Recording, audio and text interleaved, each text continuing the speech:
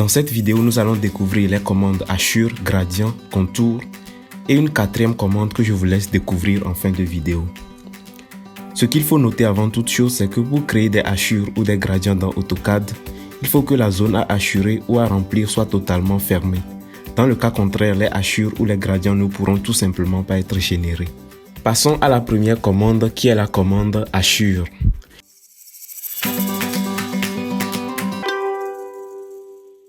Elle permet de remplir une zone fermée ou des objets sélectionnés avec un motif de hachure ou un remplissage. Pour l'exemple, je vais d'abord créer un rectangle, puis insérer des hachures dans ce dernier. Et pour créer le rectangle, il me suffit de saisir son raccourci rec ou la commande complète qui est rectangle. J'appuie ensuite sur Entrée pour dessiner le rectangle. Pour insérer les hachures, il me suffit d'aller au bouton hachure qui se trouve dans l'onglet début ici ou de saisir la commande hachure. J'appuie ensuite sur Entrée.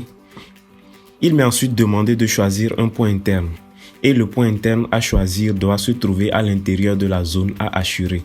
Dans mon cas, je vais aller à l'intérieur du rectangle puis cliquer. Et voilà les hachures qui sont créées. Et pour modifier la taille des motifs, il me suffit d'aller au niveau de la ligne échelle ici. Dans mon cas, je vais saisir une échelle de 10 et puis valider. Et là, je peux mieux distinguer les hachures. J'ai également la possibilité de modifier le motif même des hachures. Et pour cela, il suffit d'aller au niveau du groupe motif ici. Et ici, je vais sélectionner le motif en ANSI33. Je clique dessus et là, il est modifié. Et l'éditeur de hachures nous offre la possibilité de modifier d'autres propriétés telles que les couleurs des hachures, les angles des hachures et d'autres propriétés que je vous laisse découvrir vous-même.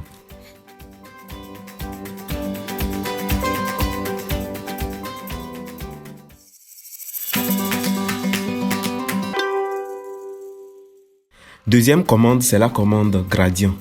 Elle permet de remplir une zone fermée ou des objets sélectionnés avec un gradient dont le but est de créer une transition régulière entre une ou deux couleurs.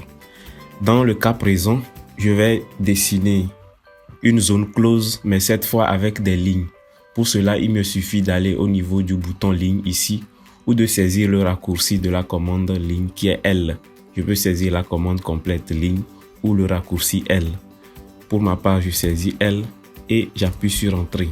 Là, je peux dessiner des lignes qui vont former une zone close. De cette façon. J'appuie ensuite sur Entrée. Et pour créer le gradient, il me suffit encore d'aller toujours au niveau du bouton gradient ici ou de saisir la commande gradient. Pour ma part, je vais saisir la commande gradient puis appuyer sur Entrée. Il m'est encore demandé de choisir un point interne. Et le point à choisir, comme je vous le disais, doit se trouver à l'intérieur de la zone à colorer ou à hachurer. Dans mon cas présent, ce sont des couleurs, donc c'est une zone à colorer. Là, je vais à l'intérieur de la zone fermée formée par les lignes, puis je clique. Et voilà le gradient qui est créé. J'ai la possibilité également de modifier les propriétés de ce gradient, telles que les couleurs. Actuellement, j'ai deux couleurs qui forment le gradient. Il y a la couleur bleue et la couleur jaune. Je peux par exemple modifier la couleur jaune et prendre la couleur verte. Et là, on passe du bleu au vert. J'ai également la possibilité de modifier l'angle du dégradé entre les deux couleurs et d'autres propriétés que je vous laisse également découvrir vous-même.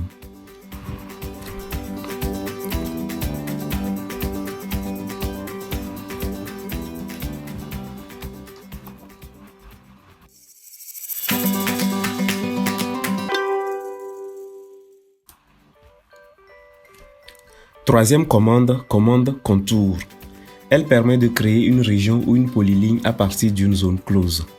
Pour cet exemple, je vais dessiner deux zones closes à partir de lignes et dans la première zone, je vais créer une région puis une polyligne dans la seconde zone. Je vais d'abord dessiner les zones closes à partir des lignes de cette façon.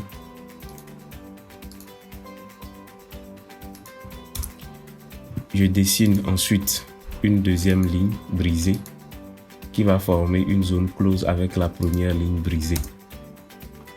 Je continue avec la deuxième zone, toujours avec des lignes. Je dessine une première ligne brisée de cette façon, puis une deuxième ligne brisée.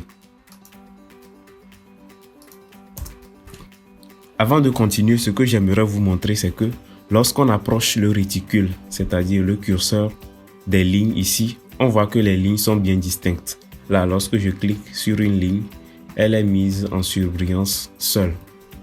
Et de la même façon, pour une autre ligne, c'est pareil. Au niveau de la deuxième zone également, les lignes sont bien distinctes. Maintenant, je vais vous montrer le fonctionnement de la commande contour. Et pour accéder à cette commande, j'ai la possibilité soit d'utiliser la commande contour, soit utiliser le bouton contour qui se trouve au niveau de l'onglet début ici. Dans ce cas, je vais utiliser le bouton contour directement. Lorsque je clique dessus, il y a une boîte de dialogue qui apparaît et cette boîte s'appelle créer un contour. Les parties essentielles à noter au niveau de cette boîte de dialogue, ce sont les parties choisir des points et type d'objet. Dans le premier cas, comme je vous le disais, je vais d'abord créer une région. Et le type d'objet ici n'est pas une polyligne, mais plutôt une région. Là, je vais cliquer sur la liste déroulante, puis choisir l'option région. Ensuite, je vais aller au niveau du bouton choisir des points. Ici, je vais choisir un point qui se trouve à l'intérieur de la première zone. Pour cela, je clique sur le bouton, puis je clique à l'intérieur de la zone créée par les lignes. J'appuie ensuite sur la touche Entrée et là, je reçois une réponse au niveau de la ligne de commande qui me dit « Contour créer une région ». Maintenant, ce que vous allez remarquer, c'est que lorsque je vais approcher le réticule des lignes que j'avais dessinées, il y a un message qui apparaît et là, je peux lire clairement le titre du message qui est région. Ça veut dire que l'objet que je viens d'approcher, c'est une région. Et je peux cliquer dessus pour le sélectionner. Et là, on se rend compte que c'est le périmètre de la zone formée ici qui est mis en surbrillance. Je vais à présent créer une polyligne à partir de cette deuxième zone. Pour cela, j'utilise la commande contour, puis j'appuie sur Entrée. La boîte de dialogue créer un contour apparaît encore. Maintenant, le type d'objet change et au lieu de région, je vais sélectionner le type polyligne.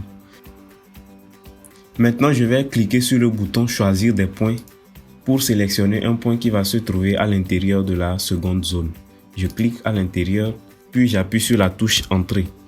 Et là, je reçois une réponse au niveau de la zone de commande ici qui me dit contour créer une polyligne.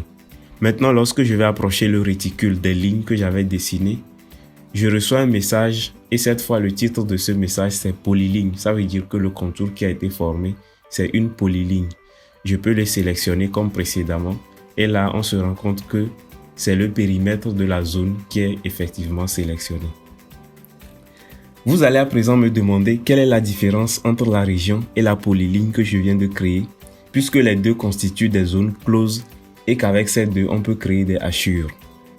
Alors je vais vous répondre en vous disant qu'une région est une zone délimitée disposant de propriétés mécaniques telles que les centres de gravité et centres d'inertie.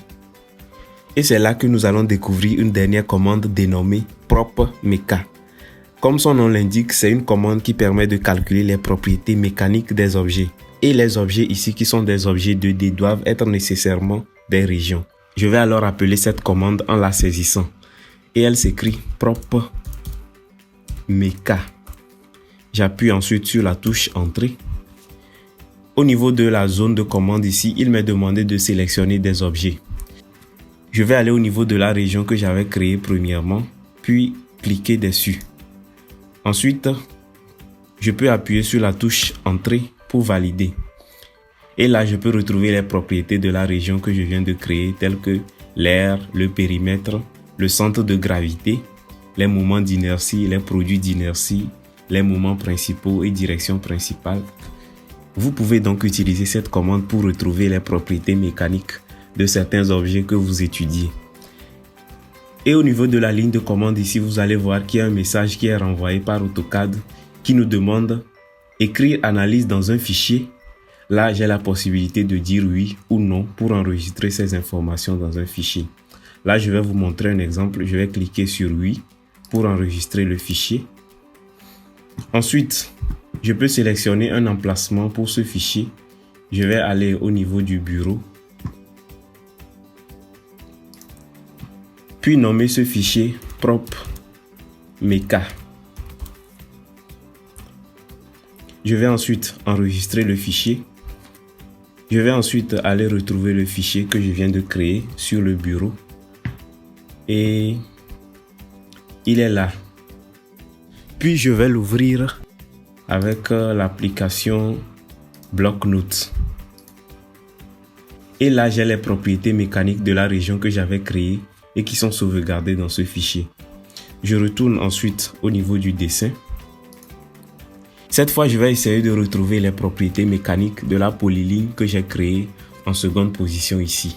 Pour cela, je saisis encore la commande prop.mk. Puis, j'appuie sur Entrée. Il m'a demandé de sélectionner des objets. Je vais sélectionner la polyligne, puis appuyer sur la touche Entrée. Et là, vous allez voir le message qui m'est renvoyé. On me dit pas de solide ou de région sélectionnée. Et c'est l'une des différences que je voulais vous montrer entre la région et la polyligne. Une région est donc une zone délimitée disposant de propriétés mécaniques telles que les centres de gravité et centres d'inertie, alors que la polyligne que nous avons obtenue ici n'est rien d'autre qu'un ensemble de lignes formant un contour fermé. Et voilà, vous maîtrisez à présent le fonctionnement des commandes hachure, gradient et contour d'AutoCAD.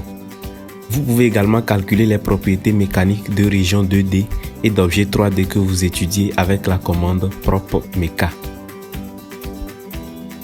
Si vous venez de me découvrir, n'hésitez pas à vous abonner.